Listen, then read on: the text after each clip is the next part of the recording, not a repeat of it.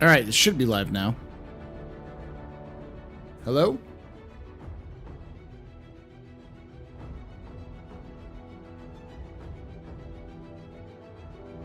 Had some weird issues. There we go. All right, so everything's working now. That's good. Welcome to the office hours, ladies and gentlemen. My name is Paul Berserker, one Batman Shelley, your humble host and space bartender at the AstroPub. And welcome to the office hours. Let's get to the office, shall we? It's the second time I've gone through this spiel because I tried to do this earlier and it was just like, what connection? You're not connected. Aimless troublemaker. How y'all doing? Happy CitizenCon Eve, everyone. Sort of. That'll be Friday, but I won't be streaming tomorrow because I'll be traveling.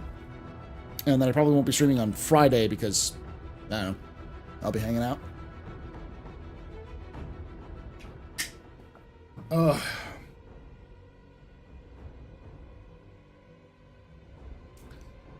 Hey, Donovan Salter, how you doing? Welcome. You've got mail. My robot-y?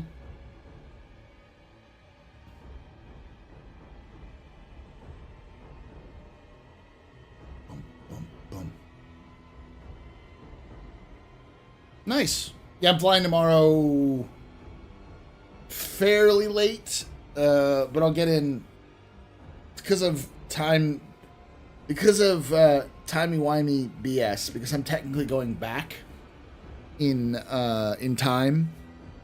I'm taking a 3-hour flight, and I'm arriving 1 hour after I left. So it's a 3-hour flight, but it's only 1 hour after because I'm going through Central and Pacific time. So, hey, Randy. Thank you. It was doing great until it wasn't. Now it's still doing fine. It's just, yeah, you know. No PTU patch day, might be live tomorrow. I wouldn't doubt it. What's on the agenda today? We're just going to talk a little bit about CitizenCon, just hang out. I'll be live on both streams for like about an hour or two, and then I'm going to do some more practice. Hey, Victoria. Sometimes you can arrive before you left. Yeah. Yeah, I know. I'm just surprised that a direct flight is 3 hours. It just doesn't seem right to me. Seems like it's only 2-hour flight, but... what's your gaming setup? VKM or HOTAS or HOSAS? It's HOSAS, but I also have a little mini keyboard for FPS battles, so...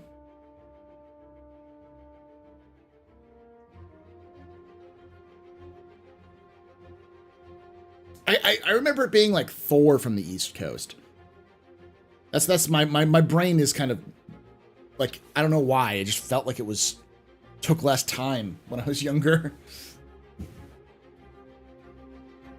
It just seems weird because it's like I'm going from Austin to LA directly, so. Hello, AstroPub question. What's your CitizenCon prediction? What will be the Welcome to Pyro booth? Oh yeah, that's the other thing we're going to talk about. For those of you who don't know, they announced what was in the secret area, and it's called Welcome to Pyro. You're not gonna like what I have to say, y'all, because this is the salty pub. I'm bringing out the pretzels and the peanuts for everyone to get all nice and salty.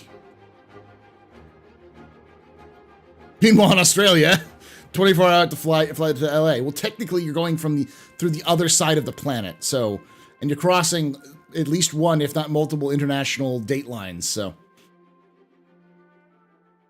Or one international dateline. I think it's the only thing that exists.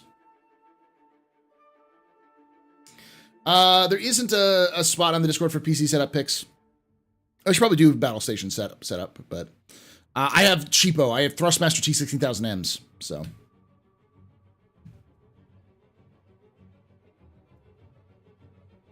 Tequila as well? Yes.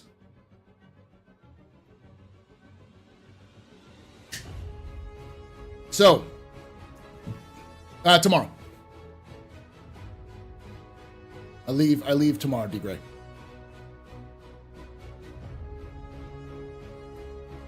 He's been infected. Well, it's more that I'm trying to set my own expectations so I don't overhype them. I think what we'll see at the Welcome to Pyro is similar to what we had in the 3.0 stuff. Hey, Logan!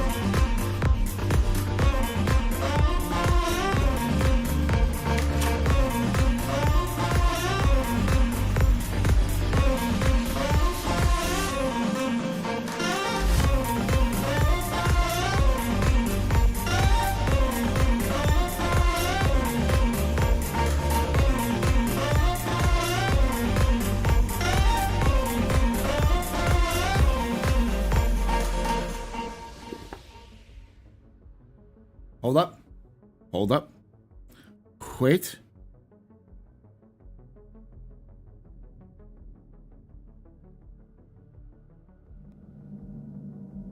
You can take away my spaceship. Spaceship.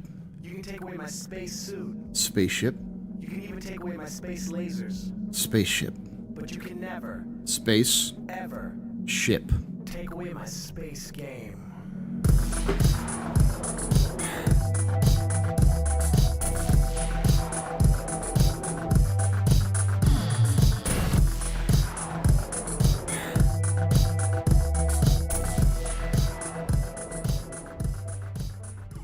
Loken Plays just resubscribed for 47 months. Hoi. Hoi! Thank you so much there, Logan, for that raid and that 47 months of support. Fuck. Goddamn. You rock. Shots and cheers in chat, y'all. Shots and cheers. Welcome to the AstroPub. Welcome to the office hours. This is special office hours. We have to bring back pub and plays when life isn't chaos, but soon.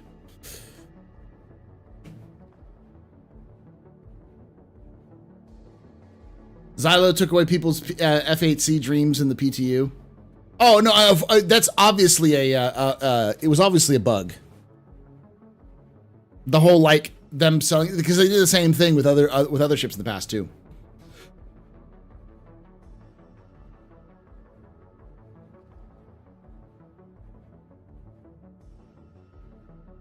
At some point, my 3-year-old heard you say your name, but obviously only heard the Batman part, so now he calls you Batman when you're on. It's canon. I mean, it is my middle name, so that works.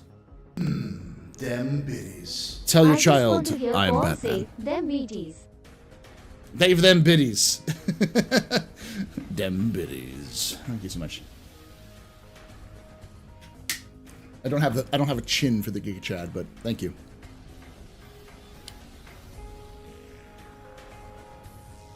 I predicted the same demo as 2019, however, this time with the X1.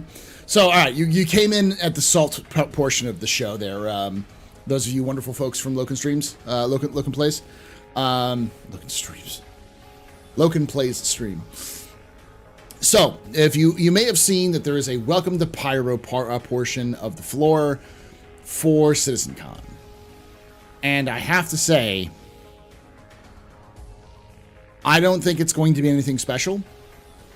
There are two options. One, it's what we have in game right now, but you're just on Pyro now. No new HUD, no new elements, you're just on Pyro. You get a ship, you can fly around some of the new ships, you can fly around the Pyro system, that's it. Second option, it's a build of Squadron 42 with Pyro injected into it with the new ships. So you get all the new HUDs and fancy stuff, but it's just Pyro. You don't get to do missions or anything. You can get a ship, you can fly around, you get 15 minutes and you're kicked out. You can say, hey, I was in Pyro, and then move on. Because the reality is I keep telling people this, and people keep forgetting this. I think people just get caught up in the hype. Pyro isn't special. There's nothing special about Pyro that doesn't already exist in Stanton. No gameplay features, no sudden influx of stuff. It's just another system. The things that Pyro represent is new tech in the background, and of course, new stuff that's going to be added when Pyro comes out. But if Pyro didn't come out, they could have easily still come out with that new tech. It's not locked behind Pyro. It's just, at most, it's locked behind server meshing. Pyro isn't the goal. Server meshing is the goal. And server meshing is not some, again, new tech or even something to ascribe to. It's a problem. It's a problem that needs to be solved. Stop thinking about tech as these wonderful things that work. They're all piles of code and garbage that you're using to overcome a problem that the tool is used to accomplish. It's all it is. It's like worshiping written words. It's weird. You can take away my space suit. You can even take away my space lasers. But you can never, ever take away my space game.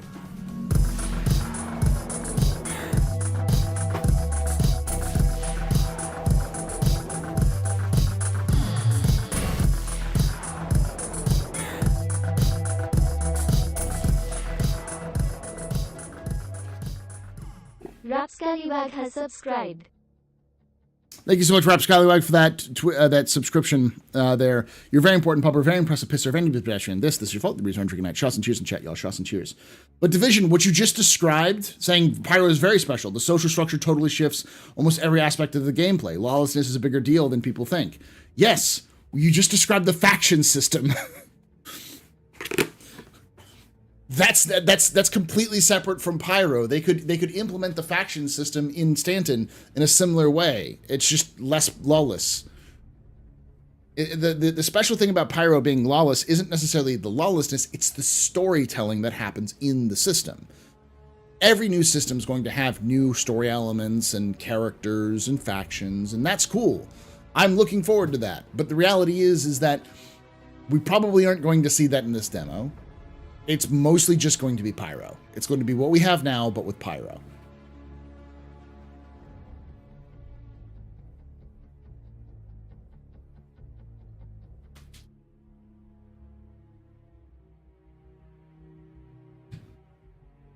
Just give me my bolters and my power armor and rid the galaxy of the foul Xenos.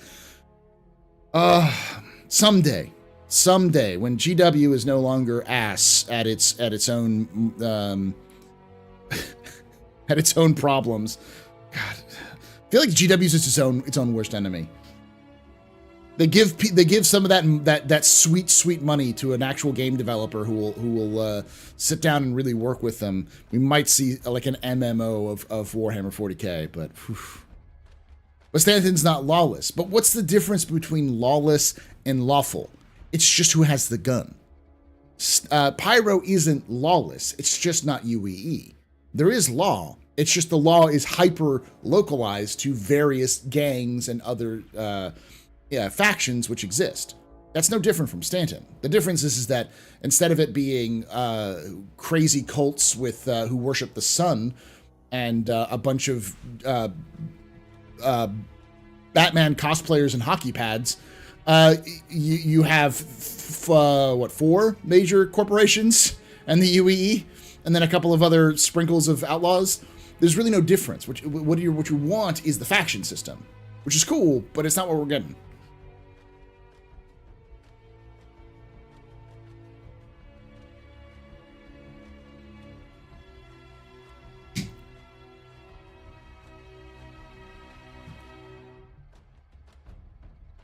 I feel like GW is just his own worst enemy. It always has been. But that's the thing, is they've improved. They've gotten better, and then they backslide. Like, you're this close.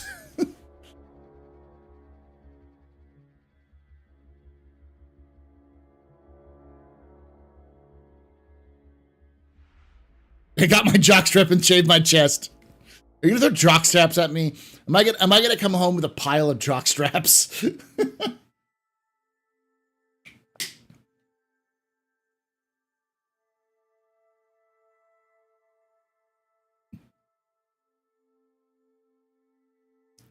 That's always been the idea of the system. So the thing that makes it that makes Stanton interesting from a narrative point of view and from a gameplay perspective is that you have a dozen or so gangs who all either hate each other, tolerate each other, or allied with each other, and they're all fighting over resources and land, with the top dog being Xenothreat, who's currently in control of Ruin Station, the biggest station in the system.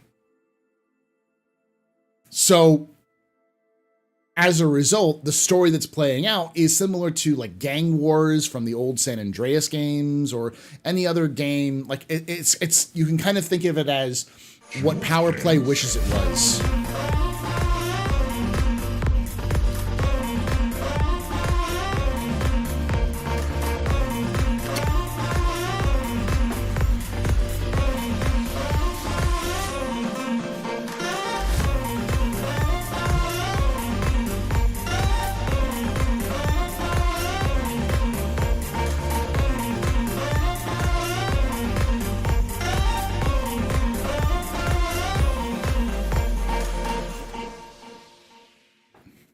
Hey, how's it going, Jeremy? And thank you so much for that raid there. Captain Skyrider, you were very important, Pumper, very impressive, Mr. Any pedestrian. This is your fault. You're doing night. Shots and cheers in chat, y'all. Shots and cheers. So, yeah, I was going to also announce that. Jeremy got back to me. Jeremy is one of the writers for CIG. And got approval to talk with me about some various things. So I'm gonna hopefully sit down with Jeremy and just talk with him for a few minutes about various questions that the community has about lore and other things like that. So that's gonna be pretty cool. When do you think organizations or groups of friends will be able to take over a place like a place or station like EVE Online? Well, they have to have more persistence than they currently have, which is just, it's tantalizingly close, but not quite there yet. There has to be a little bit more reactive NPCs, which is sort of in Squadron, which will be ported over, or in the process of being ported over to Star Citizen, because they are starting to do the stuff that they say they do on the monthly reports. So, you know, never, Michael. So you think that if someone kills a random miner, they will receive a crime set for simply a bounty, and simply have a bounty issued with the local gang rather than the UEE? No. You misunderstand, Division. What I'm saying is that if you break the law of the gang, you're going to have a negative reputation with the gang, which will then hurt you in the long run. But that has nothing to do with Pyro. But that's just a criminal system. That's just an overhaul of the criminal system or the faction system. They could have the same thing in Stanton if they wanted to, where you break a local law in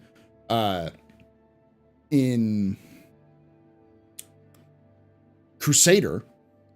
It would just stick because of your reputation with Crusader would go down, and you might have a charge with Crusader, but that may not transfer over to Hurston or whatever. I don't know the full extent of what they're planning on with that.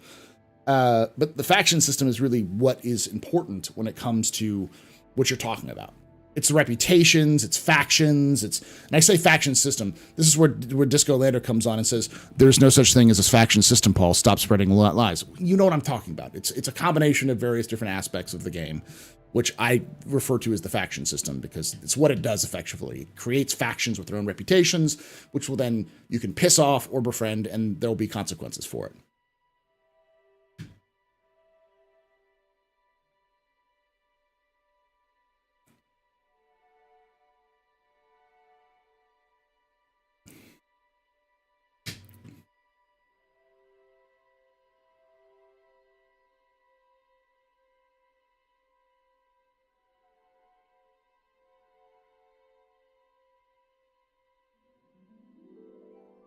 Breaking a local on Hurston. Breathing without having signed a predatory contract for Hurston Dynamics. Okay.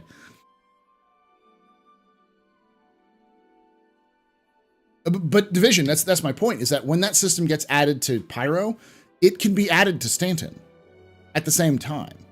There's nothing that says it can't. It's not like there'll be a separate legal system in Stanton or a separate, like, how crimes work in Stanton versus Pyro. And even if we had very bare minimum, it would just be there's no crime stat. That's it. Like, that doesn't really create a completely different dynamic in the sense, because that also requires A, long-term planning and playing, B, requires you to interact with the game long-term. So none of that is really appreciable in like a 15-minute demo, if you get my point. The things that would make Pyro and like that whole thing engaging and interesting require tech or require lengthy playtime to actually matter. 15 minutes flying around a Pyro planet isn't going to really isn't really what gets my whistle going, if you know what I mean. Thank you, Eric. Thanks for watching.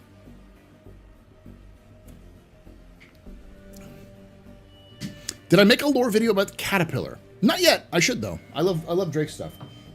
There's the evil caterpillar, which I still have to do a video on. And I think there's enough lore that I could do a caterpillar.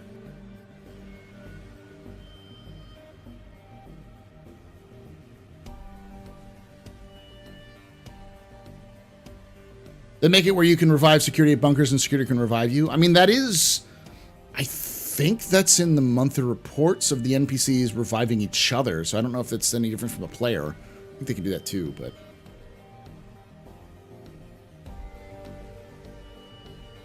Yes, the evil freelancer, which was a joke because back then the freelancer and the caterpillar were equivalent. Oh, how times have changed.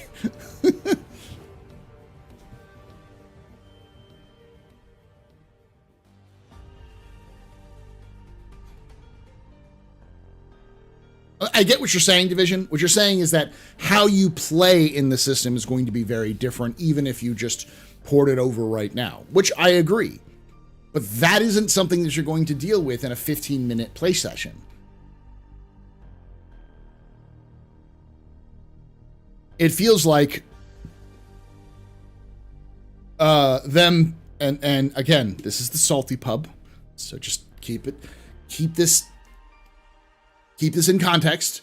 This is me trying to set expectations properly, and especially for myself, which is, it feels like they're doing this so they can say, see, we gave you Pyro by the end of the year. It was just a closed demo that you can only get to at CitizenCon, but it was there.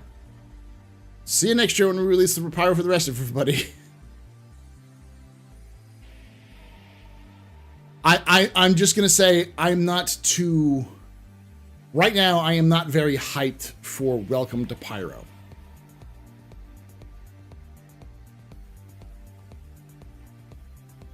Take the time to talk to CIG staff while everyone's attending the panels. To a degree, I plan on doing that. I do want to talk with plenty of CIG staff and get their feelings on stuff, so.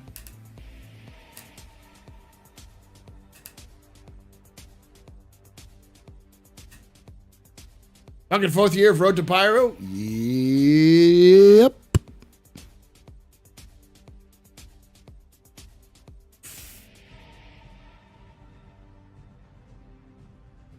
Economy is important to the cargo hauling and mining and salvage gameplay. Now things seem stagnant. Any thoughts on when there may be more player impact on the economy? There's not going to be much player impact on the economy ever in Star Citizen. The idea of Star Citizen was always that it was going to be a dynamic economy controlled mostly by NPCs. That's what the quantum system is.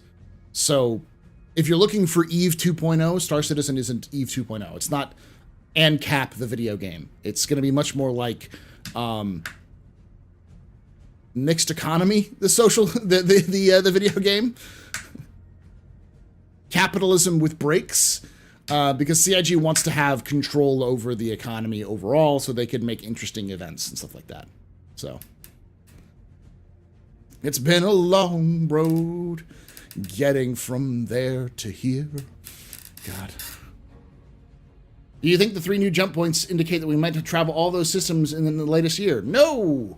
They've said it in the monthly report recently that those three stations were specifically so they can have places where the whole sea can go do trading stuff.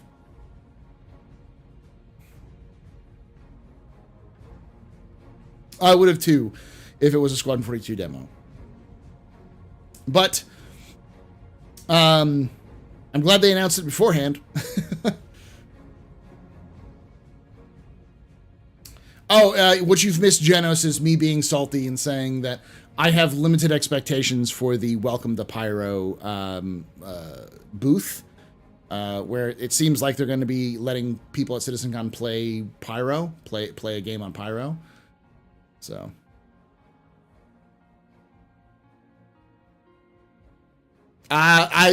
Gravedigger, I've heard people say that before, that they think that they're going to see a separate system where you just load it in on the menu screen, and I doubt it, because there's just not a lot of value in just adding Pyro into the game. through a menu screen. That doesn't really change anything other than just give you a bigger system with more assets to load in, which they already struggle with. Like, there's a lot of problems with that, which just don't make a lot of sense, especially as CIG seems fairly close to server meshing, and by fairly close, I mean, like, before the end of next year. And I know everyone's like, but I want it now. It's been 4 years, or 7 years, or 30,000 years, or whatever. But the reality is that a lot of Pyro requires server meshing tech because it's built with that in mind. So if it doesn't have that way, there'd be too much work to do workarounds for it. So.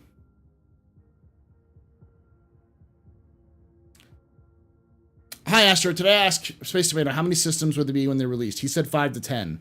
I think the same way. But what would be the lore reason you can't travel to other systems? They just won't say anything. The reality is that I don't think Star Citizen will release until they have 100 systems. They'll just call it open beta, or they'll just call it beta. When they basically soft launch it, they'll just stop wiping.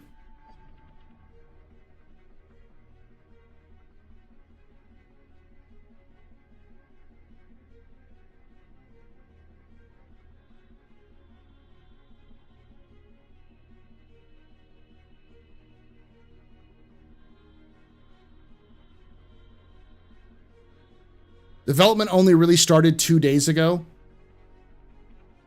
What? Are you high, Harkin? Do you have a source for development starting 2 days ago on server meshing?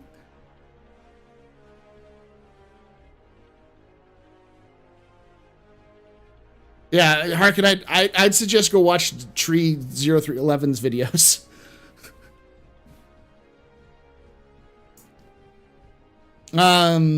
But yeah, they just won't mention it.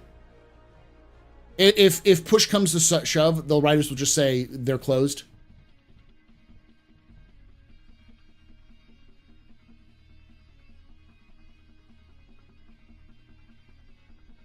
It's important to also note that the hardest part of building systems isn't the planets or even the locations, it's the landing zones.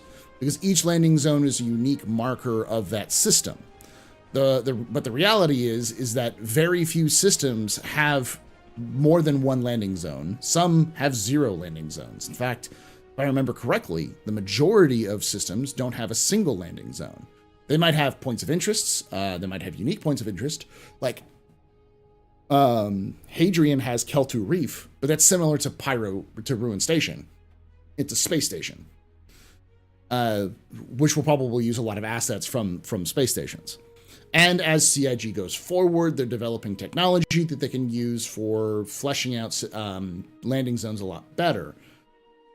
So while 5 to 10 systems is like, yeah, it seems reasonable when Star Citizen launches, they could probably have more. They could be dropping them faster too.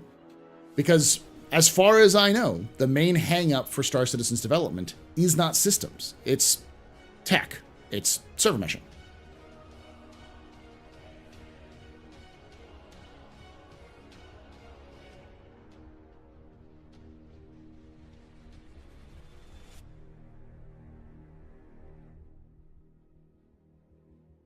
I don't know, CIG can't seem to let me keep inventory between resets, so I really don't have faith in them having server meshing anytime soon, but server meshing isn't really the same thing as inventory.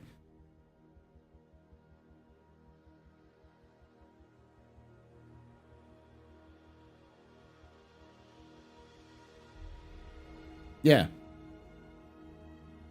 Now, PES is required for server meshing. You can take away my spaceship. And separating the You can take away my replication space layers. suit. You can even take away my space lasers. But you can never, ever take away my space game.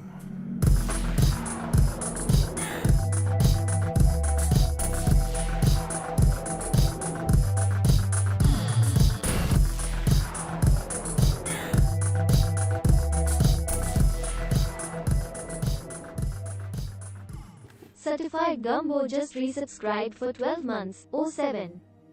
Thank you so much, Certified Gumbo, for that 12 months of support. You're a very important pupper, very impressive pisser, very neat pedestrian. This is your fault. The reason you're drinking tonight. Shots and cheers in chat, y'all. Shots and cheers. If they can't handle simple DB stuff, server meshing is going to be an impossibility from a technical standpoint. If I remember correctly, server meshing is a lot more simple than the DB stuff. So, I don't know. I think it'll be fine. Though you're right, we're not going to see much server meshing until they can get a handle on some of that. Did they ever talk about this? I can't find any source. If the game stays in beta until system's completed, isn't that a bad thing? Thinking of the way that they killed my hopes. I think it was what killed my hopes 30 years ago. So, no, they've never said anything like this, but they also never said anything about releasing at 5 to 10. They said they go into beta at 5 to 10 systems. But it's important to note that CIG also, I think it's partially a legal thing. Because if they say, we're complete, we're launching, and they have 5 to 10 systems, they're going to get a slew of lawsuits saying that they claimed they would have 100 systems at launch and they didn't, which is what their original Kickstarter was. And it would just be a pain in the ass. When I say going into beta and stop wiping, I mean, it's called soft launching. It's effectively, it is released. It's just, they're not going to call it released. Similar to Warframe, still in beta, I believe. There's several games that were in beta for a very long time and effectively done, but they just stayed in beta, and some of them that are still in beta because of that. So, just a title for it saying it's beta isn't really the same thing. Am I going to CitizenCon? Yes, I am. I'll be there. So.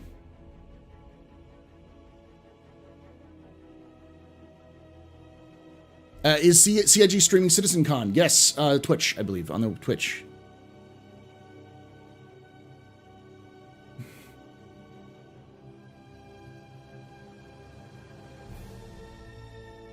Post beta, yeah, whatever the hell they call it. Hey Astro, I really enjoyed your F8 lightning lure video. Well made. Thank you, Tommy. Thanks for watching. StarCitizen content creators are going to be eating for this for a while, understandably. Do you already have an idea of videos you want to make post CitizenCon? Yes and no. I definitely am going to do the Welcome to Pyro. As much as I'm being kind of pessimistic and salty about it, I'm still going to play it to see what it actually is. And I'll give my impressions on it. I'm going to be talking with Jeremy on camera, hopefully, and pull some of those things out. I'll be talking with developers as well, if I can, with a bunch of questions and just kind of pull those into a video. I'll definitely do a office hours stream on the way back and stuff like that. So, will the Pioneer be in game during Star Citizen Alpha? Depending on when beta is I don't know.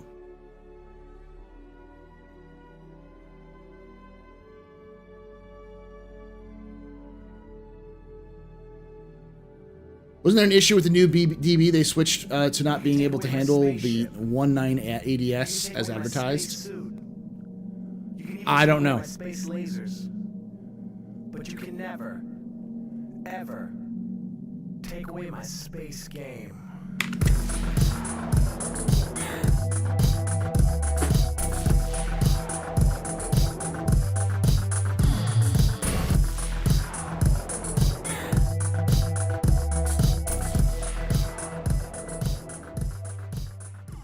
Chaos was just resubscribed for 4 months. Thank you so much, Chaos WASD, for that 4 months of support. You're a very important pupper, very impressive pisser, very good pedestrian. This is your fault. The reason I'm drinking night. Shots and cheers in chat, y'all. Shots and cheers. I'm hopefully not going to be a drag on my on my partner.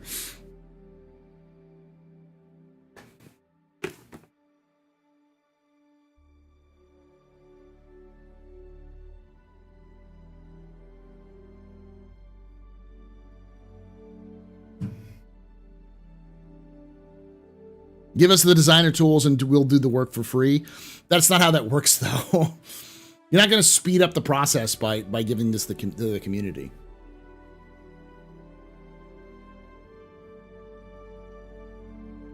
I'm ready for CitizenCon. I think it'll be a good show. I think so, too. I think it'll be a show that will get a lot of people hyped, but I don't know if it's going to show a lot of things that people want. I think there's going to be a lot of people who are expecting the moon and they'll find, or expecting the stars and they'll land in the moon. kind of thing. It'll be like, hey, this is cool, but there's no real reference of when server meshing's coming out. We don't have a good idea about a lot of stuff. So, will you be hanging friends like Space Tomato and Tree? Me and Tree are actually rooming together for this. So, Tree bailed me out on that one. And Tomato and Tomato has asked me to sit down with him and talk a little bit at the end of one of the days. I can't remember which one. I think at the end of Sunday. So. Pyro and the Planet of the Dongs. Yeah. Will be Rescue Base 374. Yes. Or 347. Yeah. Dear AstroPapa, what is your opinion of Chris Roberts putting himself into the lore? I think it's cringe. I think it was meant to be an Easter egg, but has gone out of control. To be fair, Chris has put himself in every one of his games and every one of his movies. He was in the Wing Commander movie. He's, I believe, been a character in every Wing Commander game, but he's usually like a side character, a one-off character. But at Fighter Flight, do they provide you with flight sticks? Yes, they do. We can bring our own peripherals, but they do provide us flight sticks. When CIG used to talk about modding the game, they were talking about the PU, correct? Yes. Not Squadron 42. I believe they both. It's the same game. Like back in the day, Squadron 42 and Star Citizen were the same game. Squadron 42 was the single player portion of Star Citizen. So they were two games in one, effectively. Also, do you think they'll remain silent about modding until full release? Yes. I think that was a game that was very different from the game that they're building now. When they originally talked about that, so they're gonna have to like return back and figure out what it is. It's just not a priority right now. I bought the $10 modding manual a few days ago. I can't wait. We'll see if it happens. Plot twist: Tree didn't bail Astro out since he's gonna be force Astro to deliver the Redeemer swag during the whole con event.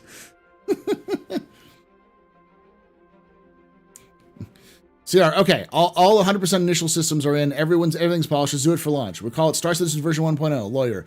And I see a problem. Areas are dangerous here. I mean, we can call it Star Citizen version 099. It's just more of like, I can foresee a legal battle that is just going to be costly and frivolous that CIG would have to deal with. That has, when in reality, like when Star Citizen releases, when it stops wiping at some point in beta, which is what they've said, it's released at that point. Like, so calling it release and having only 5 to 10 systems is just an invitation for like, well, you tried, buddy. You can't quite get 5 systems. Look at these people who got 1,000, 1,000,000, blah, blah, blah, blah. 100 systems. You're not quite there, but, you did take 4 times as much time as everybody else. It's an invitation for a lot of stuff that just wouldn't work very well for CIG's kind of image of what they want for a release. So I can't imagine them doing that and then also inviting themselves to a lot of other problems that they might occur. So that's just it. No, Squad 42 never started as the tutorial for Star Citizen. I hate when people say that. It was its own full game. It was Wing Commander, the spiritual succession to Wing Commander. And you could have always skipped Squadron. You didn't have to go through Squadron. We just go into Star Citizen if you want to play Star Citizen. Calling it a tutorial is demeaning the work that people put into it. So, no, Star Citizen and Squadron 42 were always sold together. Neither of them were first. The most I've heard from evidence was that Chris originally wanted to get back into gaming, and he talked with Ben Lesnick because Ben Lesnick was a super fan, which tends to indicate that he was looking at a Wing Commander game rather than a Freelancer, which is what Star Citizen was originally. It was Freelancer 2. So, y'all torture about the Redeemers, don't you? All the time. They do it all the time.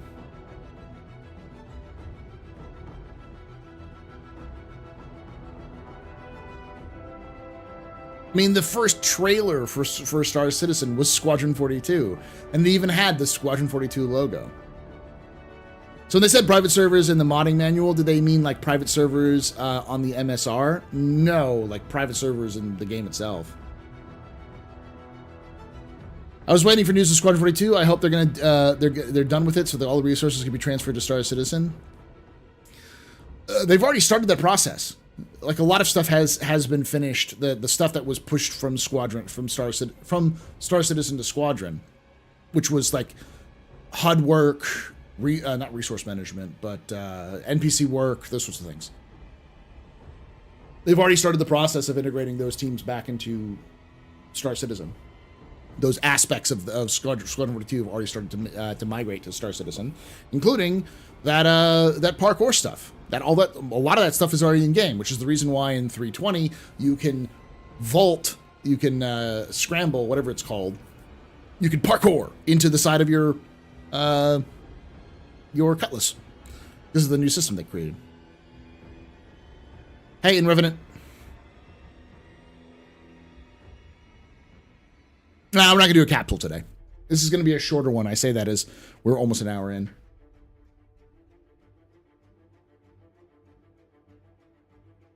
You tell anyone about Squadron 42 parts 2 and 3?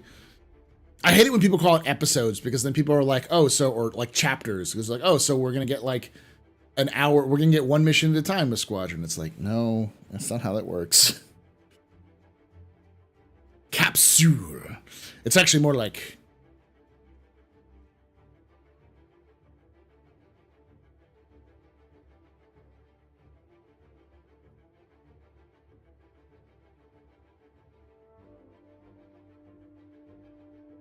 like that.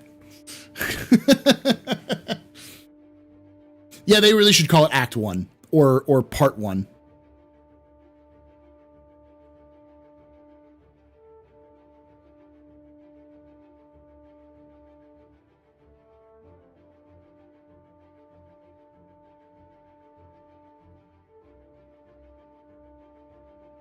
Mantle. Thank you, Purple Yeti.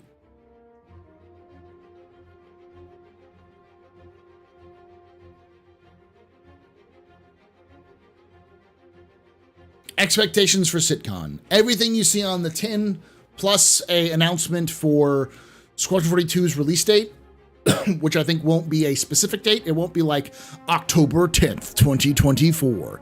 It'll be like October, or it'll either be fall, winter, or Q, or 2024. They'll either be a year, a season, or a month, plus the year, obviously, for Squadron 42. There'll also be cool booths. Diablos got mad because I didn't mention that Diablos has a booth, which is the cosplay booth, but I didn't know that Diablos was in charge of that booth. What, no moon face?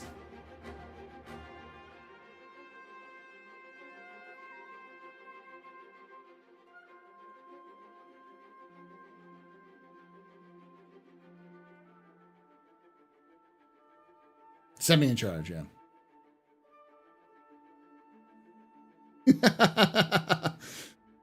I love it. I love it. I like that the capsule, me just fucking around by saying capsule in different ways has become a tradition. So many people comment on YouTube like, I fucking love it. Never change that, Paul. Like, I never will. I'm just a weird little dork. That's how this works.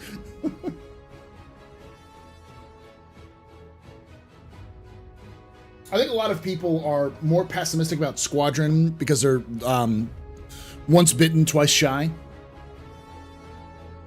And to those people's point, I don't think CIG is going to actually release it in 2024.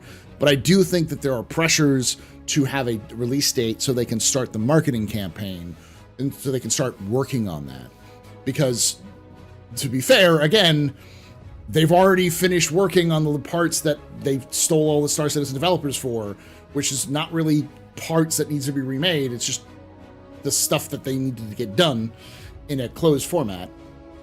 My conspiracy theory about that has always been that CIG just didn't want to deal with bullshit from fans, and by releasing stuff drip feed and then having it break and then have people complain about it breaking and people complaining that it's not done and taking them too long to come back to it. So they just said, fuck it, we'll just do it in secret and then release it to you when it's finished. And then you can complain about it and we'll fix it later.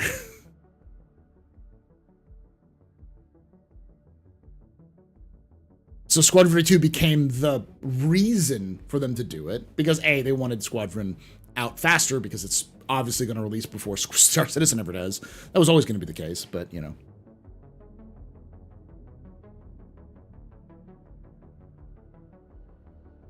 Will it be Redial 2024? That's a good one. Yeah, I'm thinking, I think an honest-to-God fantastic date for release would be Invictus 2025. It fits their theme, and I've always felt that people sleep on a summer release date. Like, everyone wants the winter release date because people have more money and they spend more, but I feel like people have more time, especially in a younger demographic, like college and younger, around summer, and there's such a dead time for video games, no one will be competing for their slot. So they would be able to release a AAA title single-player experience when nobody's releasing AAA title single-player experiences. So I fucking win. You get a massive media blitz, and everyone's going to be talking about your game for at least 3 months.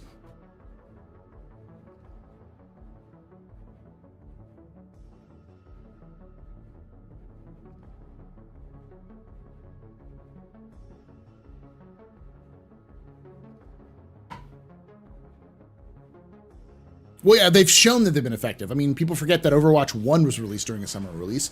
So was,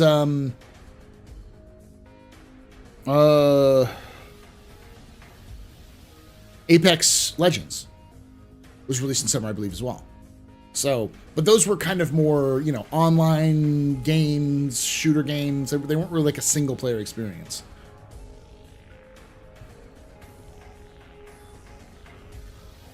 Do you think completing the story of Squadron 42 will push you into the PU and give you a free starter package of your choice? No. I think they're going to make you still pay for a package for Star Citizen, but they'll give you some perks. Might give you some flair, maybe some free armor and weapons and stuff like that for logging in for it, but as long as you connect your accounts, so. I don't really know many RPGs that do come in summer. A lot of those RPGs that I've seen come in late summer, like August and September, but that corresponds with Tokyo Game Show and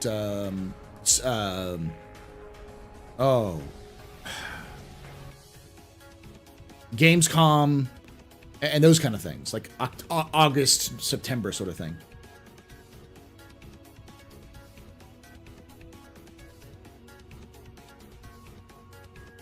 The fact that CIG is just now inviting Microsoft and Sony to review Squadron 42 for porting to console lends cred to possible release of a second half of 2024, or it could be PC and console release later. It could be PC and console release later. There's no evidence of CIG developing anything for console yet, and I doubt they have. It's not as simple as just plug and play. There's a lot more complicated factors to it. And because there's been no even hints at a console team, we haven't seen any hiring specifically for console testers or developers. They would have put that on their website because you need those sorts of people who have that sorts of experience. Tells me that what we're going to see is Squadron 42 release on PC and then on consoles after the fact. And on top of that, the rumor that Sony and Microsoft will review Squadron 42 is still a rumor. It is an unconfirmed report yet.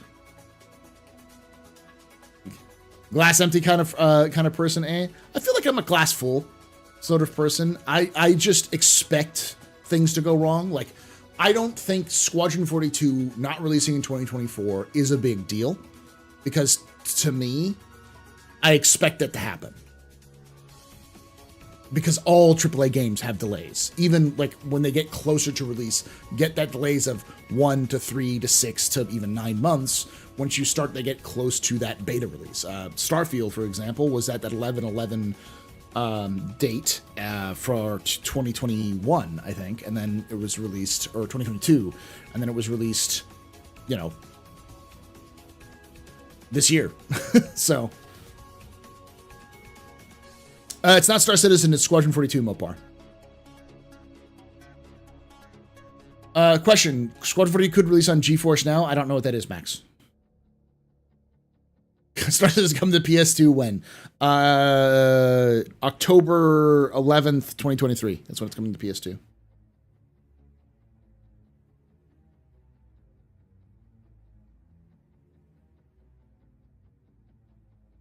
Well, to be fair, BG3 also had delays. BG3 had a couple of different announcement dates that they messed up on, and then they came out early compared to what they were originally going to do. And it was a good choice because they would have, they basically crushed any hope for anybody else to release. GeForce is now a cloud streaming from NVIDIA. Okay. Hey, GI.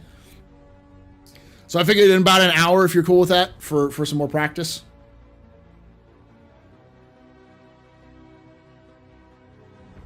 No giveaway. I believe I've said this before, but StarEngine is technically a branch of CryEngine, and CryEngine is a relatively easy engine to use for cross-platform dev. I've seen people use the built-in console versions of PC games, like developers, and it's a fucking giant mess. You really can't just do the plug-and-play solutions. You really need to develop it. To like go in and port it over and test it properly and really kind of work it out. That takes time and effort, which we haven't seen yet. I don't think it's going to be too difficult. I don't think it's going to take 10 years for them to develop it for consoles. I think it'll take them 2 most, probably more like 1. But, you know.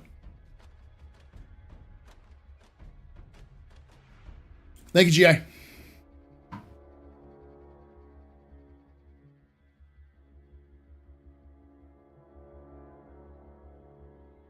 Oh, were there 42 premium tickets? I didn't know that.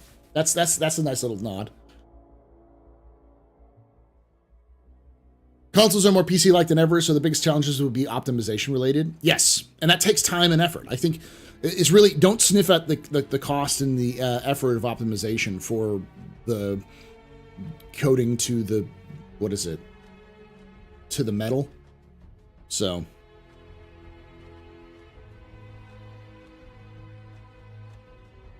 Imagine.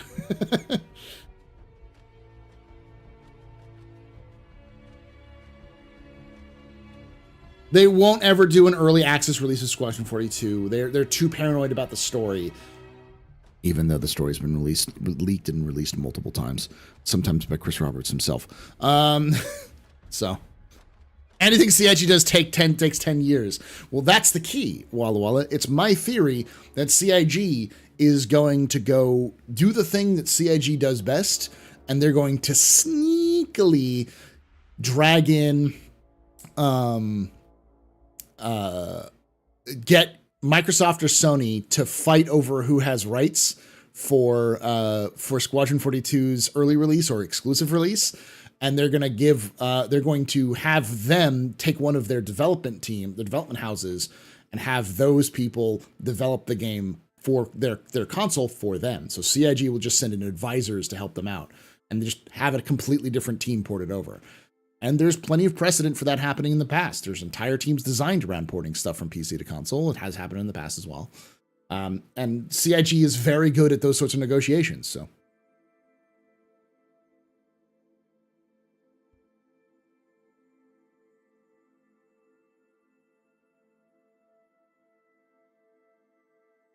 Yeah, I don't think that works like that. ChatGPT, take this code and make it work on Xbox. I don't think it works like that.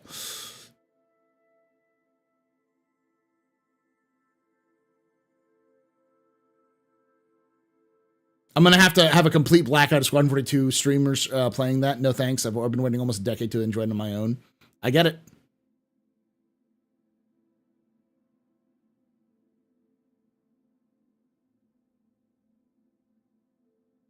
So it's important to understand that once Squadron 42 enters its beta stage, most of the developers on Squadron 42 are not going to be people who will have much value to Star Citizen in its current state. the people, once they enter beta, most of the people who had been developing the basic systems like the HUD integrations, the NPC stuff, all of those sorts of things, those folks will be already moved back to Star Citizen. The thing that's slowing Star Citizen down has never been, and likely will never be, Squadron 42 or any single-player game development. The thing that's slowing Star Citizen down is online connectivity. Server meshing, PES, that stuff is what's fucking up Star Citizen's development. It's never been basic functionality stuff. Whenever they get the back-end tech going, CIG goes absolutely apeshit in the department of the of developing stuff. You know, look at mining. Look at the new salvage system, which was developed for Squadron first and then ported over to Star Citizen. Spacescaping, like pretty much anything that once CIG has like the space to build, they build fairly quickly. They iterate fairly quickly. They move fast and break stuff. But they really do try to improve the experience. Sometimes they fuck up, which happens a lot with the combat experience team, but it also means they learned how to build the combat experience team. The full gameplay experience team now exists, and it's improved the game a lot better too. So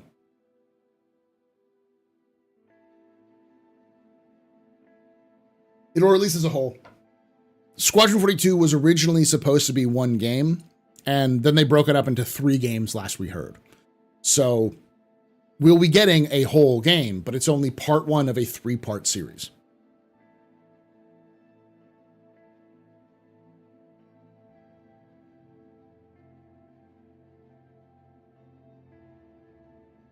Cyberpunk was supposed to have a small multiplayer stuff too. Got canned because online gameplay is a bitch and a half. Online gameplay sucks. Like any developer I've ever talked to has to deal with online connectivity issues, especially MMOs. I feel like, you know that dog meme where like the dog's looking at the cupcake and it cuts to like PTSD footage of footage of the dog having PTSD flashbacks of Nam. Yeah, that's the look I see in any online developer's face when I ask them about stuff. They're usually very excited about the tech that they built and they're really proud about the games they made. But when you tell them, hey, would you do it again? Their response is usually,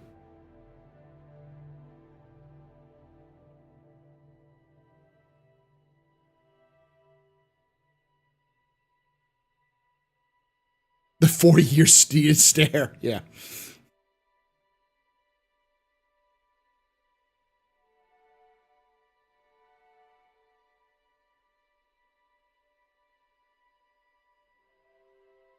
Don't tell me you believe CIG will start working on Squadron 42 after Squadron, or Star Citizen after Squadron. They'll just go back to Chapter 2 to keep asking for money for Star Citizen.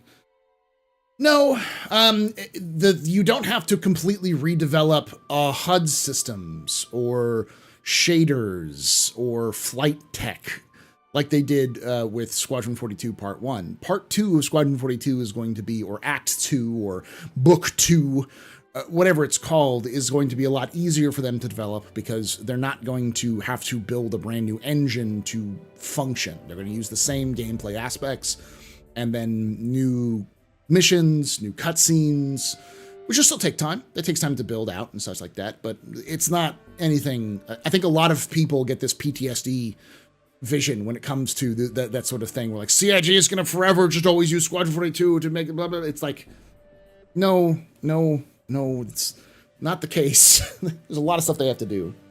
So.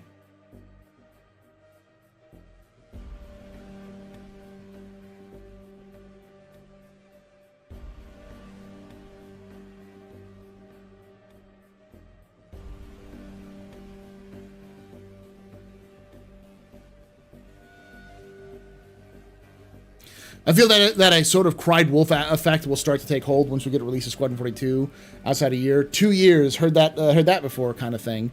Maybe I'm just being impatient. I mean, to be fair, the concept of that they were going to release a new single-player experience every 2 years after Squadron 42 was out was mentioned like 6 years ago. So that could be entirely out of the picture by now. We don't know. That was just their estimations. I'm sure they'll get back to those estimations when they actually have Squadron 42 out and they let those developers fucking sleep. But, you know, we'll see. The thing that has me hopeful is that Aaron Roberts is still part of the team. And for those of you who don't know, Aaron Roberts and a lot of the head developers at Manchester worked with Aaron and Chris, but have worked for Aaron on the Lego games. And here's the secret that I've gathered from the Lego games. The way that Aaron and his team developed the Lego games was once they had the base game functional, they effectively reskinned the game a bunch of times and then slowly iterated on the gameplay. They figured out what worked, what didn't. They broke it down, they added new stuff as they wanted to, but they didn't reinvent the entire game. They just iterated slowly over time. That meant that they could build a game in 2 years that they could sell at a $60 price, and every game got better. And that's what I think that kind of attitude is what Aaron and his team were trying to bring to Squadron 42, is this: once we have the solid foundation, it'll be easier to build more versions of this and just kind of iterate it and kind of tweak it here and there, but not have to sit there and rebuild an entire code base. The difference is that COD games have 3 different studios or 4 different studios that work on rotation every 4 years, so it's hard to tell.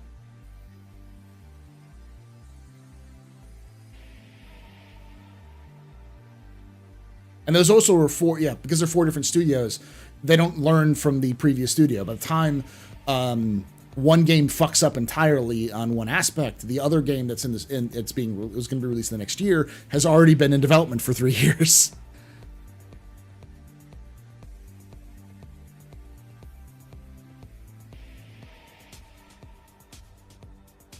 I don't know. That's the only thing. I haven't done enough research on those Lego games, on those to see what it took. I would love to look into it. I'm sure there's more information behind it, but I also don't believe that Aaron and his team actually were the original builders of that game. I think there were other people who built that game out, and they came in, and they were one of 1 or 2 developers that were building Lego games at the time. So I'd love to see Lego Squadron 42. I'm sure Aaron still has the connections that they could have that happen. Isn't there a new one of Terrible Bishop? I remember it's like a Chinese studio that's building COD. So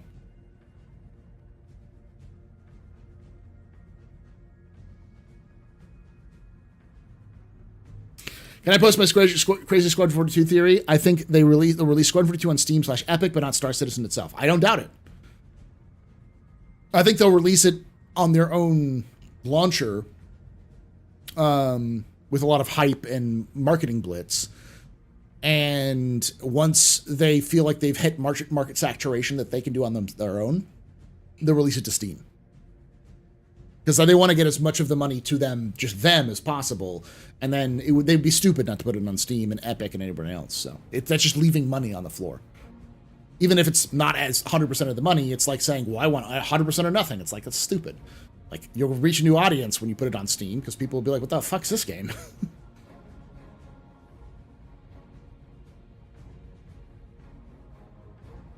I don't have a Patreon up, but you can go, I can give you a link, but it's for the Astro Historian, so I don't tend to talk a lot about my Patreon because it's not for this channel. But I'll put it in the chat. There you go. Steam's cuts like 30%. Yeah, it's something like that.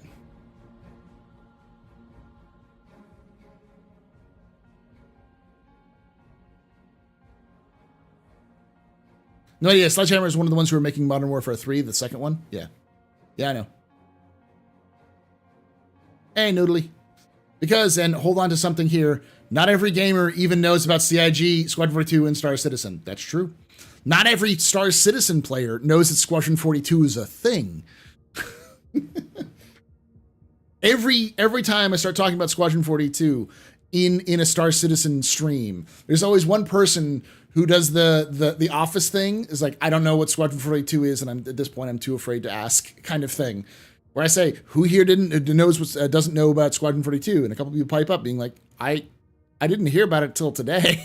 It's like, you've probably been playing Star Citizen for several months, if not years, and didn't know that Squadron 42 is, because a lot of people don't follow the game like me, or a lot of you. Space suit. You can even take away my space lasers. But you can never, Never. ever Ever. take away my space game.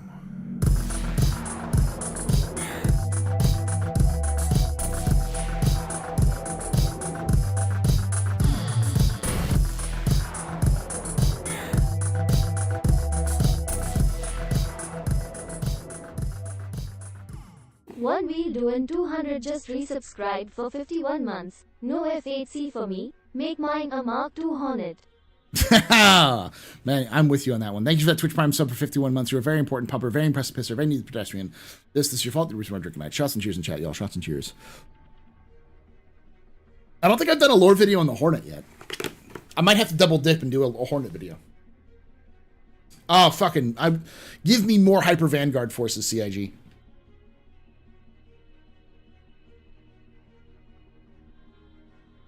At sitcom, they should do a prank. Everyone announce they're stopping work on Star Citizen Squadron 42 and doing a Wing Commander reboot instead. That would be a perfect April Fool's joke, if it wouldn't possibly get them sued. What are the chances Squadron 42 will release on Steam at some point before the heat death of the universe? Very high, if not 100%. The question is when. And I think the answer, my guess, is 1 year after Star Citizen has released in their own launcher, because our Squadron 42 is released on its own launcher. Because I think when Squadron 42 gets released, the Star Citizen launcher, which has never been called the Star Citizen launcher, it's always been called the RSI launcher, will be the place where you can launch Squadron 42 or Star Citizen as you want. So you'll see that option pop up. You'll be able to launch into Squadron 42, play Squadron 42 or Star Citizen. So people who just get Squadron 42 will also see Star Citizen there as well. So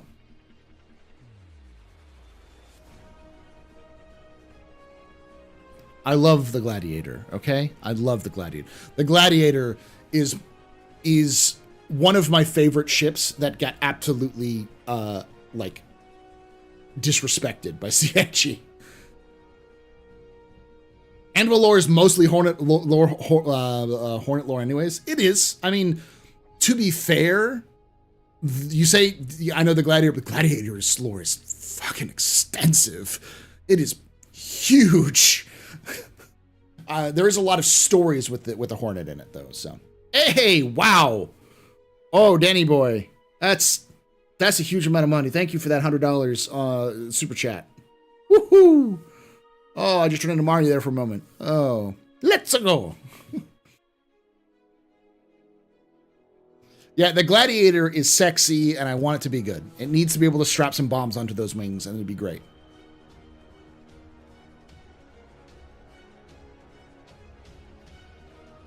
But still Fat Hornet.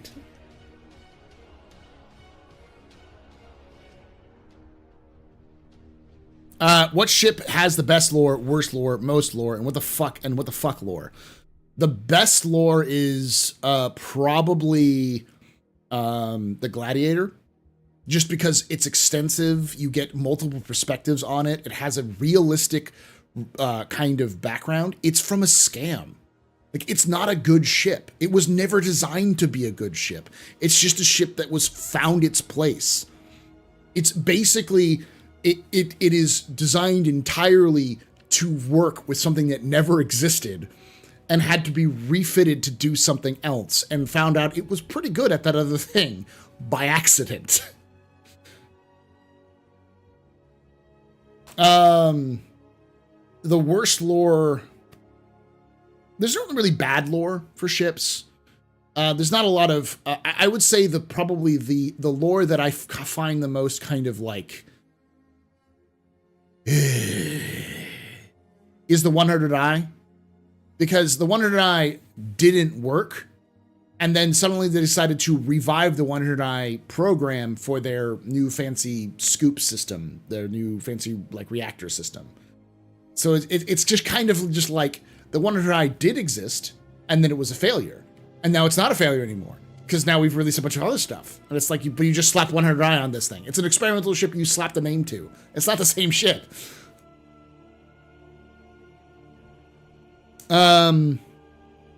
Oh yeah, thank you for reminding me. The Ares is probably, I would put that under the what the fuck lore, because the Ares makes no goddamn sense. It makes no sense as it is. I mean, Baring building a ship around a gun makes complete sense because of the myth of the A10's development, which is, you know, building the A10 around the GAU 8. Because A10 was built by Republic, but the GAU 8's built by General Electric. So.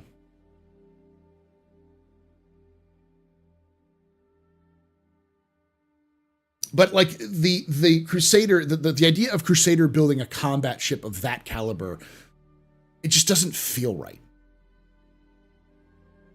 Like it feels almost like a meme, almost like a Civilization meme. This feels like a nuclear apocalypse Gandhi meme.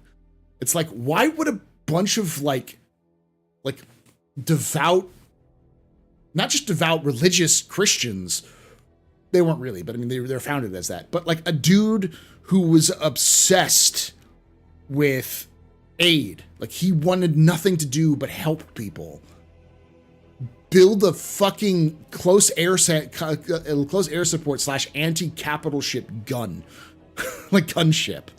It's like, what? What the fuck did this come from?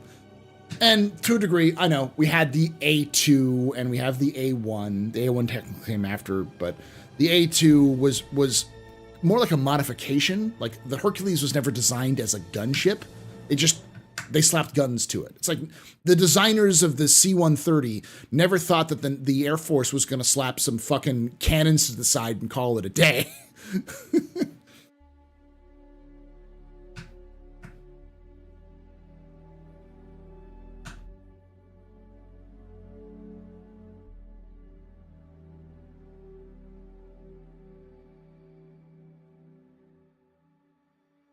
What about the fact that Crusader's been under siege from Ninetales? Does that make it better for the Ares to exist? No, it makes no sense to me. They would just, like, it just still doesn't follow under their, like, build a ship because your local punks are fucking up with you. That's like, you know what? The Bloods have been harassing my company. I'm going to develop a nuclear weapon. What? That's a bit of an escalation there, and a very specific thing that won't actually help you against your problem. Because, like, an anti-capital ship gun isn't really going to stop you. Like, the Ninetales have very limited capital ships. Whatever. I don't know. Nuclear, atomic weaponry, hydrogen bombs.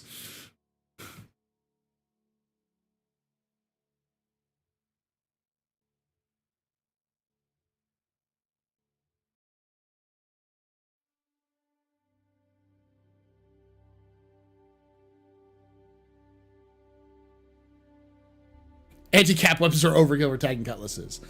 I think the real sad part about it is more that they wasted an opportunity to flesh out Kruger's line. Because I feel like Kruger would be an amazing A10 in space. It's just because they already build guns. They build guns and now they build ships. The next step is put those two things together. You've got chocolate and peanut butter, and you could put them together into Reese's Pieces, you know?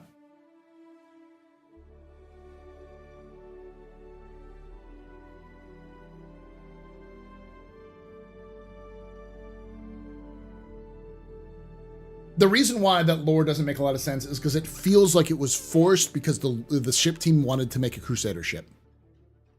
That's what it feels like. It feels like the ship team or somebody was like, let's make more Crusader ships because they're the hot shit. Or we're making a bunch of Crusader ships. Let's make another one. And let's come up with some of the ideas. And someone said A10 in space. And they were like, yes. Because that whole, like, that meme or that idea had been kicked around the community for years before the Ares ever existed. I want an A10 in space, or I want a sniper ship that can snipe big, like, capital ships, but it's just a little bit smaller. They got both of them in one. So how CIG kind of works with some of these things. So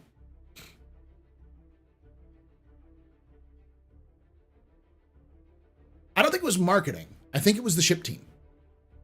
I think it was the ship team looking for cool things. They had some limitations. They were doing some ideas, and they threw it out there. And the lore team was just like, we just got to make it happen, and they just kind of wrote it in there. And just like all writing, sometimes you fuck up. Sometimes not everything you write's gonna be a banger. Sometimes you make an oopsie, you know. And so the lore team has to kind of justify the creation of it, and they can do that. It's their universe, as long as it makes sense. I just feel like it's a waste of... It doesn't make a lot of sense unless you pivot Crusader away from that humanitarian aid thing and make them secretly kind of corrupt now that the founder is dead. And then the new leader is just like...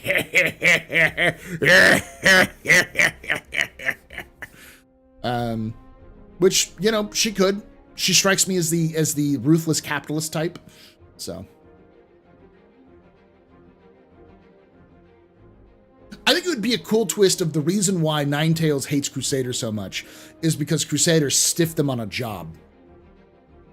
Kelly Kaplan herself stiffed them on a job, and so they've got a beef with her. That would be cool. That would make the Ares feel better if it was the result of a corruption, internal corruption by Crusader to try to cover up their own fuck-ups. Did you say Moopsie? I'll say Moopsie now. That sounds funny.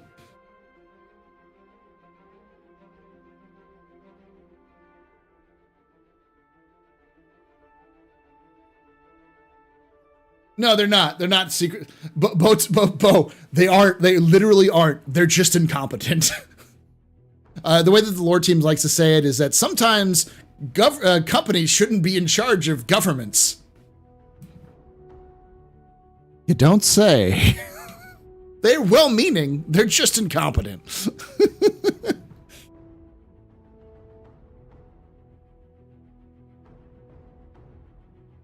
Which manufacturer would have been your choice to make the A10 in space? Kruger Intergalactic.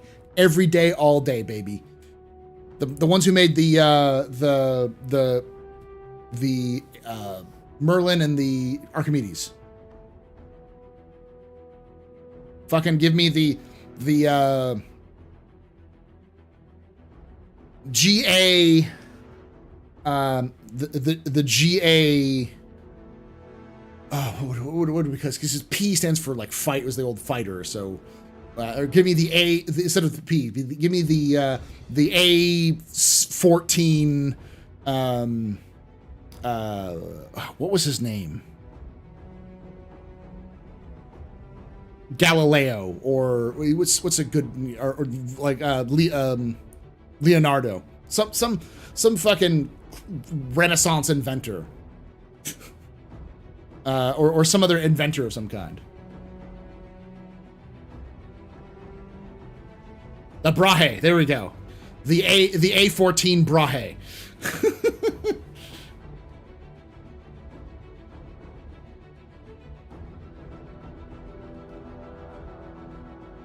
Oh, I love my evil laugh. It's great.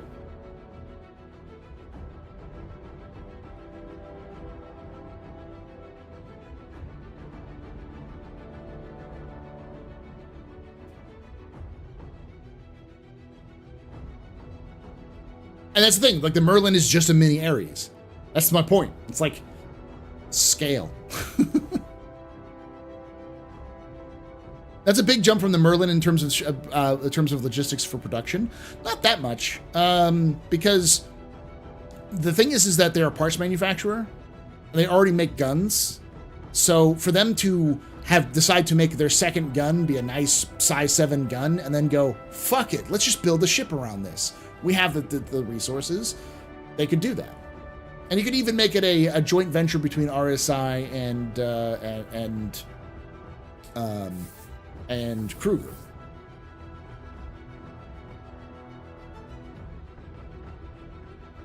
Yeah, but A is for attack, so I say 14 because it's a nice little weird number.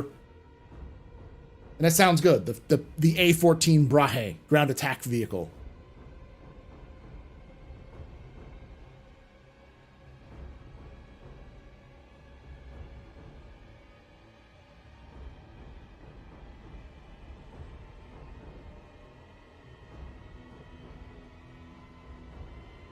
See, the Archimedes would work for that sort of name, but Archimedes already exists. That's their P-72. It's called the Archimedes. The Merlin and the Archimedes. I mean, it's you have to understand that the story writing, the way that the lore stories, and let me kind of preface this for those people who don't know. The way that CIG writes lore is the lore team has 4 or 5 writers now, maybe more. They do big picture. So the first thing they do is they scope out the big overall arcing story, big events, wars, economic collapses, individuals, companies, so on and so forth, like ships. Like they go for big stuff, and then they start going more micro from there, because if they go any more than the big in general, then they put the gameplay team in the corner, and they don't want to do that. So as the game gets more developed, then they start building out lore for the gameplay, and they want the lore to match the gameplay, not the gameplay to match the lore. So that's why we got the regen tech, because it's designed to match the gameplay that exists in game. And to their credit, they've also made it a huge part of the lore. This is a huge thing. When you can come back from literal death, that is a massive change to society. And it's already starting to happen in the Star Citizen universe. The only reason why it's not used as much is because it's incredibly expensive. You could do Thor, but I mean, their naming convention up to this point has been kind of like mystical. You have Merlin, and then you also have Archimedes, which are both like, you know, inventors, wizards, sort of thing. Yeah.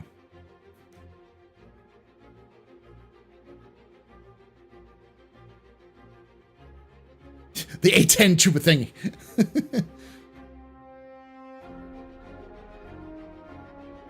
Oh, CIG has no problem with reusing names. Be a little egregious to reuse names for the same fucking company, though. It would be like calling the F8 the Hornet.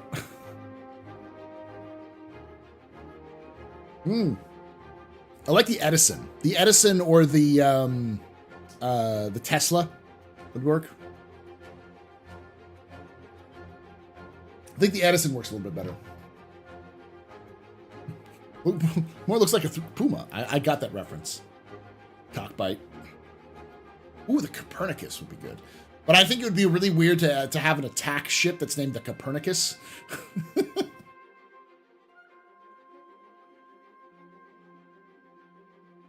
Only if it was a stolen design.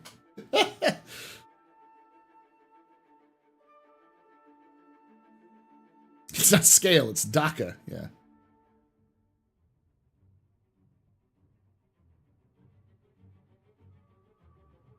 Yeah, I feel like calling a ship an Edison, it feels like you're about to get your shit punched in and then all of your lunch money stolen.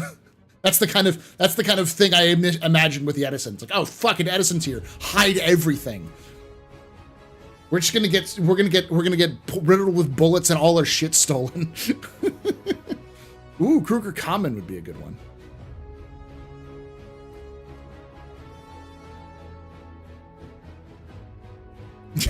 Better to the SRV, she called the Edison.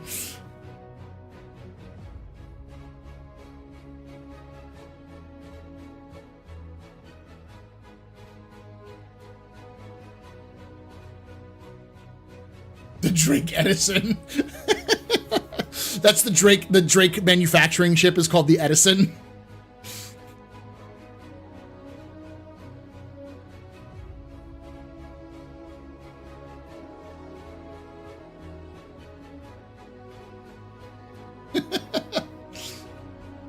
Because necessity is the mother of invention. Yeah!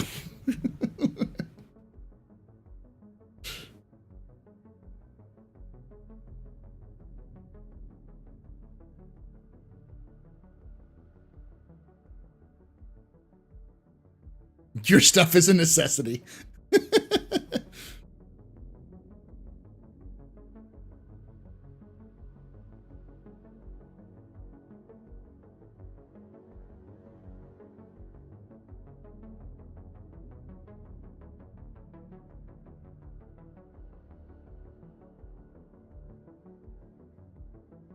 Every single manufacturer has a Legionnaire ship named Legionnaire. I'm sure there's some cool, like, ancient magicians or inventors, because that's really, like, Archimedes was seen more as a magician than they were an inventor. Same with, like, kind of Merlin. So I'm sure there's, like, ancient wizards or mystical kind of people that you could pull from history, which would be seen as you could use for, like, a ground attack. Kruger Mithandir. Cassandra. Gilgamesh. Ooh, that'd be a great ground attack ship. The Kruger Gilgamesh. when you need to get epic on your enemies.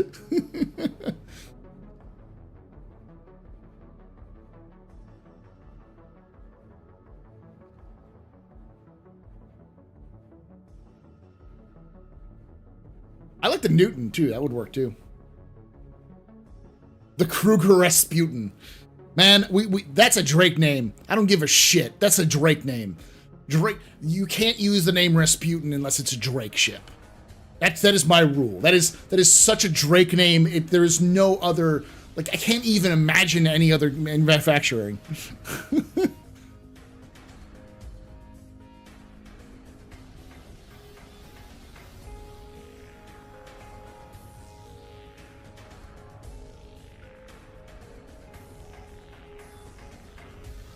Crusader Rasputin.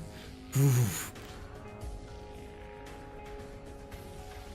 Ajax would work too.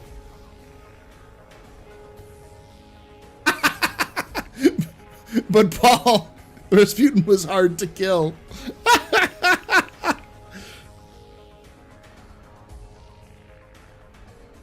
Oh, yeah, it'd be cool. Their E-War ship is the Rasputin. Ra, ra, Rasputin. La, la, la.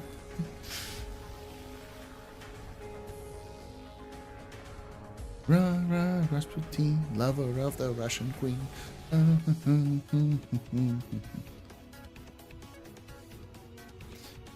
I do too. I feel like CIG could go crazy with this shit. Throw some Japanese kami, some Hindu pantheon. Throw some Chinese gods in there. Hit up some West African deities, old West African deities. Where's old Babbage, by the way? He's dead. He's London, I think, is where his grave is.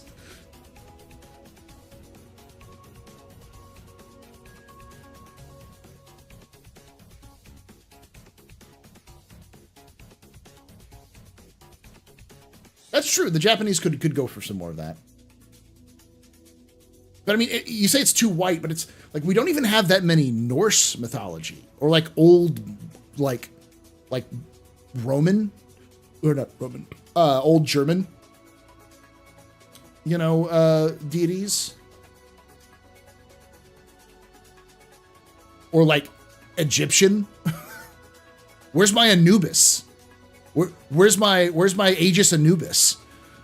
A fucking E-warfare ship.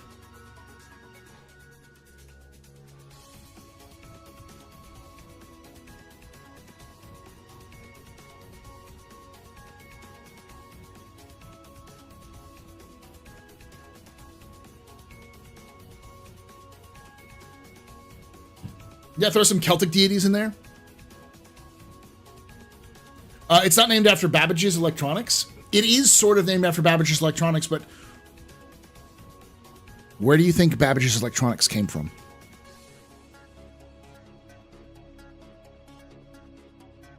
By the way, for those of you who don't know, Babbage's, many of you are old enough to know this because I know my audience, but for those of you who are not old enough, Babbage's was the original name for, I believe, EB Games, which eventually became EB Games GameStop, which for a lot of people in the United States is just GameStop.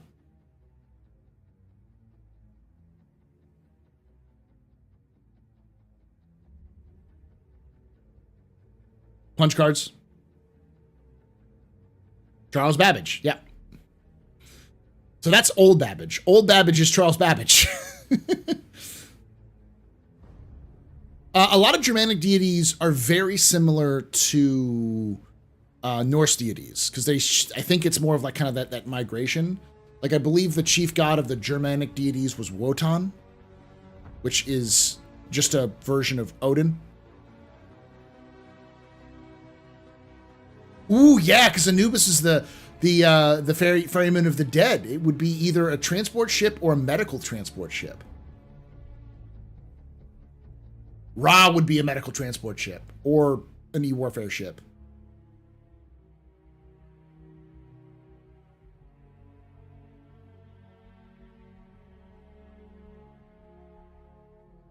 Ooh, maybe I transport like a prisoner transport, the Anubis. It's also a pretty bleak name for a transport ship. So I think it would be a good prison transport ship. The Aegis Anubis prison transport.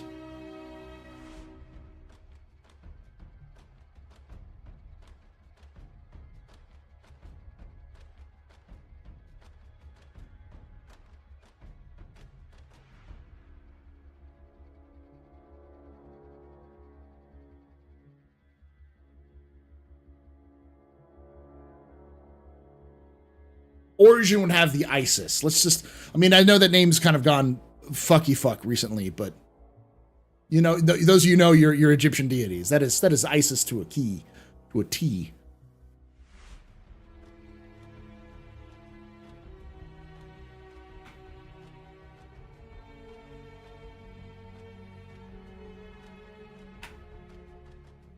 That's what I mean, though, Diablos, a prison transport ship.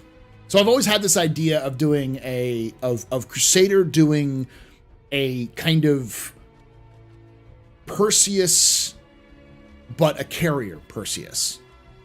So you strip out a lot of the Perseus stuff and you add like a bay that's big enough for a Avenger, but you add prison pods and you have a living quarters and you have some weapons, but it's mostly self-defense weapons. And it works as like a floating police station or like a bounty hunter multi-crew ship. The Bebop, as it were. And that would be the perfect name, the Crusader Anubis bounty hunting ship or security vessel. Because that also works with the Crusader naming terminology. They have Mercury, they have, you know, Jupiter, they have the Spirit, like they use these sorts of mythical features. That would be right up the alley of Crusader, so. Ever take away my space game.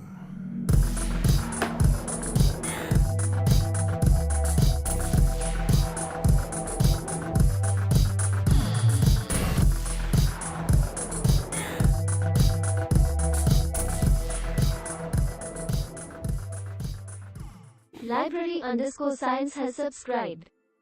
Thank you so much for that library that subscription there, Library Science. You're a very important bumper, very impressive pisser. If any of it actually this is your fault, you were drinking night. Shots and cheers in chat, y'all. Shots and cheers. I think CIG gets a lot of bad rap for naming. I think their naming is mostly okay, because they have themes. Drake has good theming. Generally speaking, I think Aegis has pretty good theming, and Anvil has pretty good theming. Misk is all over the fucking place. It's just weird. The Odyssey, the Expanse, like, what? The fuck Japanese names do you know?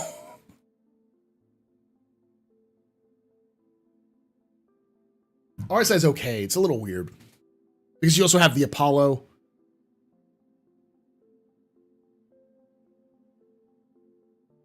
Yeah, Origin just does numbers, which is fine. The problem comes down to, usually when it comes to not ship names, but diversity of names in the universe. Because you have the Avenger Titan, you have the planet Titan, and then you have Titan suits. Or Moon of Titan. And then you have Titan suits. And I'm sure there's 3 or 4 other Titan. There's probably some Titan Industries somewhere. Which, you know, if you look at our real world, that sort of thing exists. But this is a video game, and it's confusing. So the issue isn't naming, it's that CIG's diversity of naming has a problem because they can have the same name for a ship, a component, and like a vehicle or something else. So just like the M2 mounted on an M2 that has an M2 on a hook inside too. Yeah. Yeah.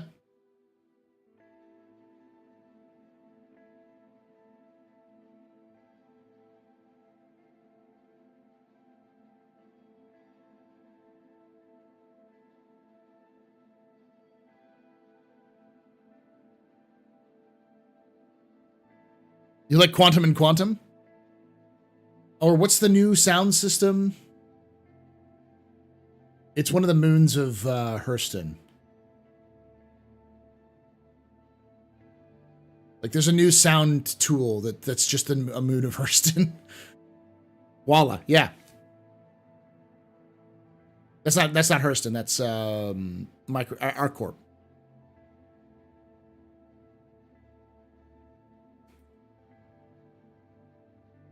Hey, King Claudio. Any idea of the referral bonus for ship for CitizenCon? Not a clue. But a graffiti dragonfly could be possible, yeah. Eta, Ariel, Aberdeen, and Magda, which are all named after actual. I wouldn't be surprised if we got some of those in the naming system too.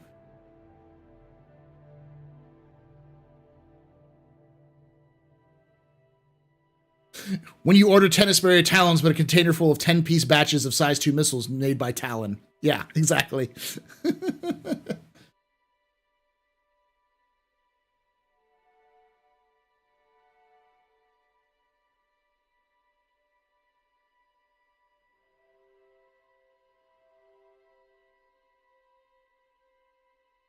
Yeah, thank you, Division. Yeah, it's Walla.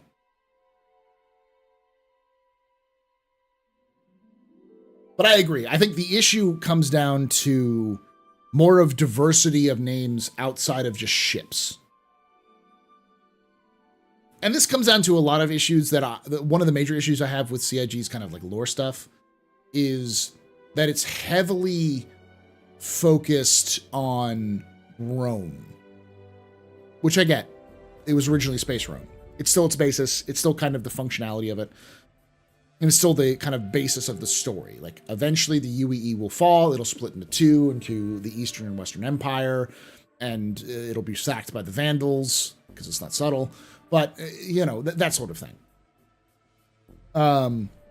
Which is neat. But at the same time, as the lore has evolved, they've kind of like really like embraced the diversity aspect of how like humanity is just this giant melting pot of different cultures that have melded together and fused into different aspects. So you'll have people with various different surnames, and like we'll have Korean surnames and, you know, West African first names because that's just where they grew up, you know?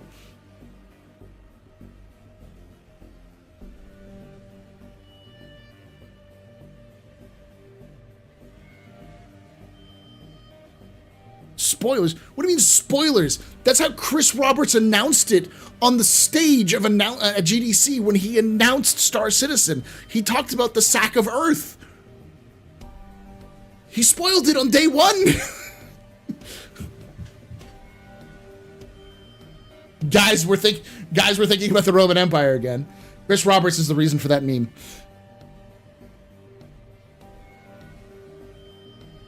No, but he's been talking about it since like the day he pitched Star Citizen.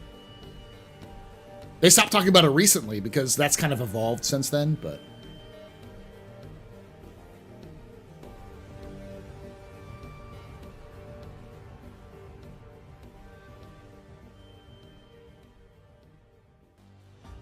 all right, Joey. I'm gonna wrap this up here in a few minutes, anyways, because I'm gonna go use the restroom after that and kind of stuff. I mean, when Rome fell, it has gladiator games and orgies, so I'm for it. The Destroyer Squad 42 was never a secret. It's never really been a secret, which is one of the reasons why I'm always a little bit like, What do you mean you want to keep the secret of Squadron 42? Chris wouldn't shut the fuck up about the story of Squadron 42. We know most of the story already if you've been following the game for a while. But I do understand that as the game has progressed, it's probably changed since Chris's original pitch because no story survives first draft. So as I'm sure it's gone over many revisions and is still undergoing revisions. But, you know.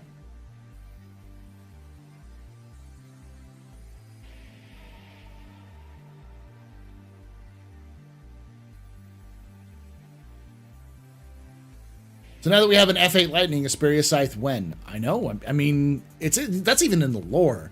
We know Asperia makes scythes. Like, they make gladius, or they make glaives and blades. There's no way they don't make scythes.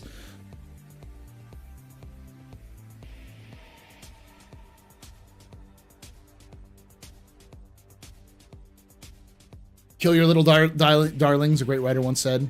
Yes, kill your children. That is actually something. I was reading a book on how to write video game stories from somebody who'd done a bunch of work for video game writing. That was one of the first chapters was kill your children. It was just titled "Kill Your Children."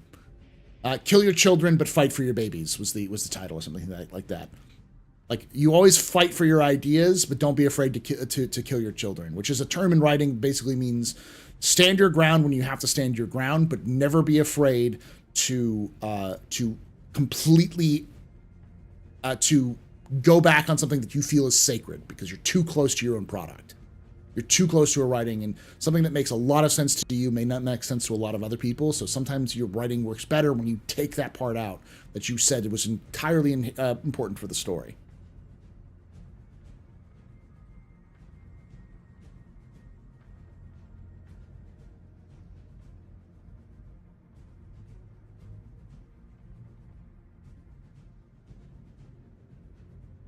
Yeah, kill your children. That's a clip. What do you think about Temple Institute's take on Star Citizen lore? Oh, God. You want to open up that box? You can open up that box. I can be very explicit about my thoughts on Templin. Because, quite honestly, I don't think Templin are bad people. I dislike their approach to, which is, it's an approach. It's an act. It's a character. Their character is this sort of smug, self-satisfied, I know more than you, because they know they can get a rise out of people, because they can get people to talk and comment, and it also engages the audience a little bit more. I get it. But I also think that Templin has always had an axe to grind with Star Citizen. Because if you look at all of their like worst of series, Star Citizen is always up there with the worst of for everything. They honestly think that the lore is garbage. But the reason why is because, as most of you who probably saw or even tried to look at the lore before watching any of my videos, the lore is A, not done, and B, a jigsaw puzzle. It is not wikiable. It's really difficult to wiki all of the lore for Star Citizen. There is no, 52-volume series like you have with the Horus Heresy. There's no 40 years of novels like you have with BattleTech and MechWarrior. There's no completed games with extra novel bits with like Mass Effect and Halo and Dragon Age and all of those other things. It's a work in progress that's also done as a jigsaw puzzle, which has major kind of details left out because it's still being made. So there's a lot of stuff that's going to change before the game's fully out in terms of like the detail parts. And that's what Templin likes.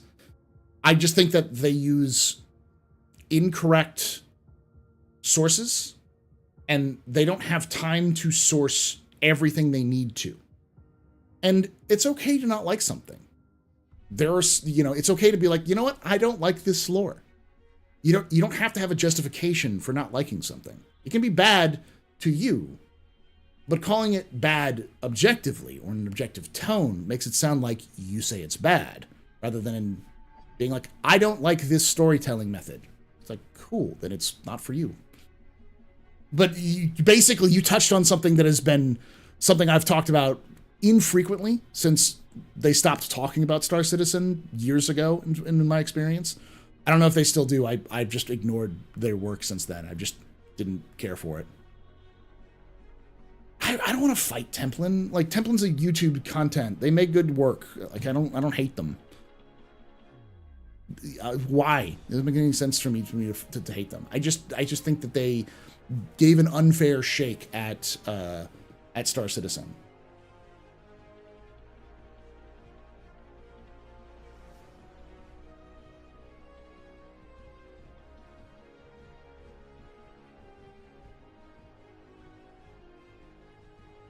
Yeah, it was. I scheduled it earlier on Discord, but who's Templin? Templin Institute. They're a group of YouTubers. So they do one channel, but they're similar to Space Doc, I think.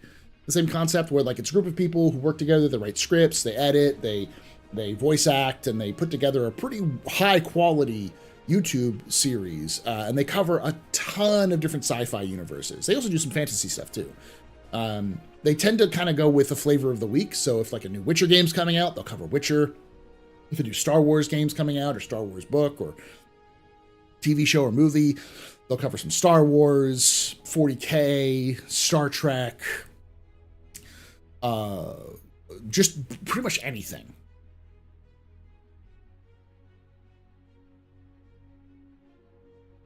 Yeah, I'm not mad at them. I understand the concept. They're what I call a WikiLore series, which isn't an insult. It's just most of the stuff they get is from a Wikipedia article or sources of books that are from Wikipedia articles, because they don't have a shit ton of time. They have probably a month to do a research for an entire video, write it down, record it, and edit it, and it takes time. For context, one of my videos takes me 24 hours, and that's after, what, fucking 6 years of doing this? It can take me 24 to 40 hours to do one video. And that's like a 10 to 20 minute video. And I'm much more simple in terms of my content. And a lot of it is plug and play for me. And I've been studying the lore and looking at the resources, so I know all of these things inside and out.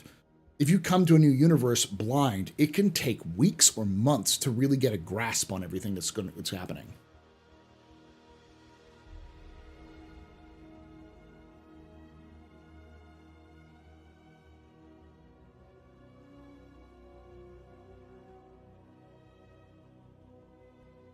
Yeah, 24 is not a day, guys. It's like 2 weeks. Sometimes it's like a couple of days. Sometimes it's Wednesday and I haven't finished it. I haven't started yet, and I need to get it out by Saturday. So it's like a lot of late nights.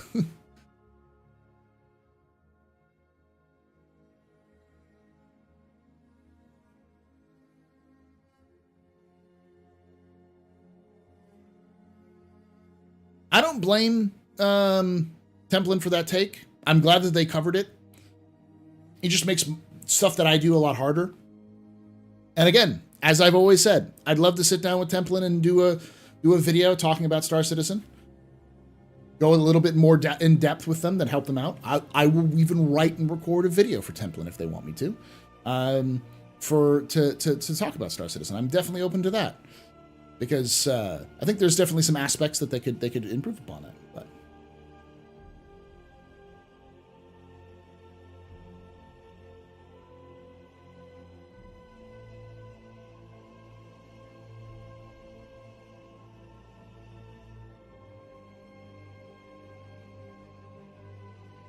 well, I'm assuming you'll be at CitizenCon, maybe? I will be at CitizenCon. All right, I'm going to go use the restroom, and then I'm going to start up the game to do some more training, because I'm actually in fight or flight.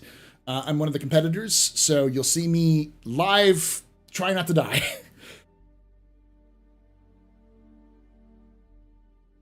I'm not finishing yet, though, but I will say that... Let me pull it up.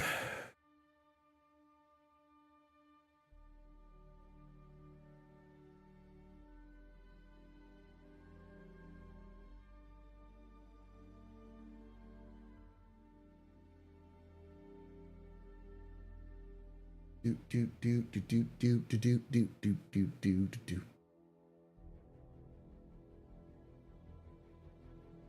We will have, if you're going to CitizenCon, I will have a meet and greet on October 21st, roughly at 2:30 p.m. to 3 p.m. For at the content creator area. I believe is where it is. So you'll be able to come in, talk, we'll hang out. I have it scheduled. I have it roped off for you if you want to come talk with me and hang out for a bit. I don't know how many people will be there. I will sign stuff if you want me to sign stuff. I'm not used to that. No one's ever asked me to sign anything before. No, they did for CitizenCon, but not like en masse though. So officially in vacation. Nice. First tasty. I will not sign your chest. See, I have this secret fear that there'll be a lot of people who know me and I don't know them. Because this is the first time I've had this many, like, I have 190 people watching me on Twitch and 94 people watching on YouTube, and my videos get anywhere between 5 and 60,000 views. Like, I have a fear that I'm going to go to a place where there may be a large portion of people who know me, which isn't usual for me. I am not usually that kind of person. So, it feels weird. I feel like I'm going to get yelled at, too, by people who I've banned in the past. Be like, you're a dick. It's like, okay, hi. I'm sorry.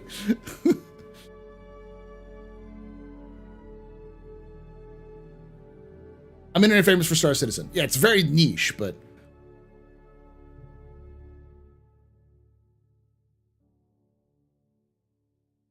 See, but I'm also worried that if I make that a worry for me, that I'm like nervous about it, then I'm gonna show up and no one's gonna fucking show up. And be like, oh, I thought I was more popular than I am. Sad. You know? Ever take away my space game.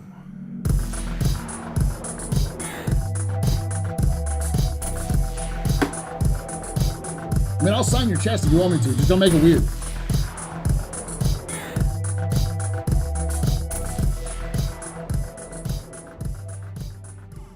Xosder_ just resubscribed for 3 months. Thank you so much for that 3 months of support there. Zoster. You're a very important pupper, very impressive pisser, very neat pedestrian. This is your fault. The reason trick night. Shots and cheers in chat, y'all. Shots and cheers.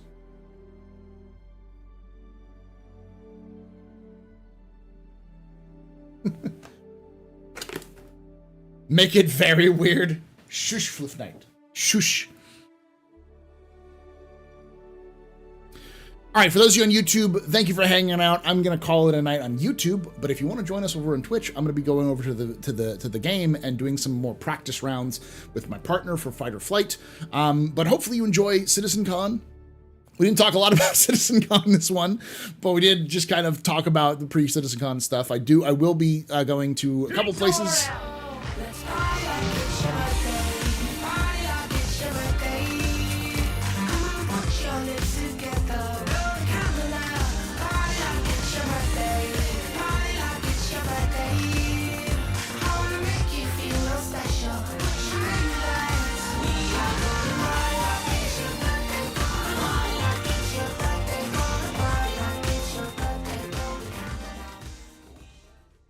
Judah Taste just got a sub from the First Tasty. The First Tasty gifted a tier 1 sub to Judah Artes. Later, Vastin. You can take away my spaceship. Spaceship. You can take away my space suit. Suit. You can even take away my space lasers. No pew-pews. You can see how broken this helmet is. Never, ever take away my space game.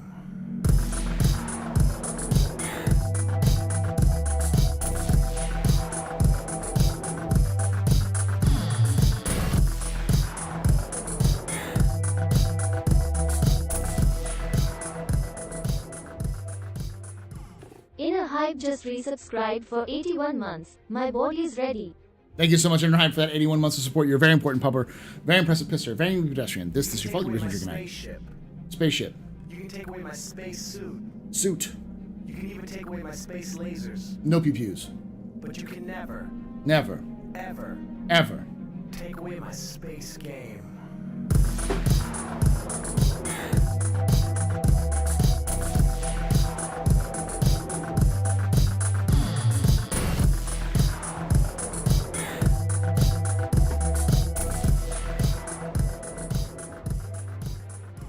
Victoria just resubscribed for 41 months, 1 month shy of the real deal. See Thank you so Friday, much. Paul. Thank you so much, Victoria, for that 41 months. You're a very important pupper, very impressive, Pennsylvania pedestrian. See you Friday. Stress and cheers in chat, y'all. Stress and cheers. All right. I will be right back for those of you on YouTube, on Twitch, YouTube. Have a good night. I will see you all later. I'll see you at CitizenCon. Pay attention to CitizenCon streams. You'll see me there. And if you're going to CitizenCon, as I said, October 21st, 2:30 to 3 o'clock, I'm going to have my meet and greet at the, I believe, the content creator stuff. If you want more updates, check us out in Discord or on Twitter, I guess. I'll post some stuff like that. Thank you again, and I'll see you all again later. For the rest of you on YouTube, on Twitch, stick around. We'll be right back.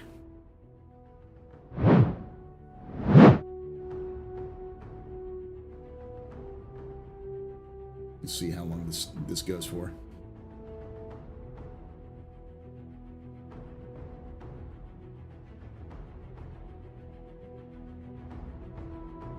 I'm looking at the YouTube stream to see when I can end.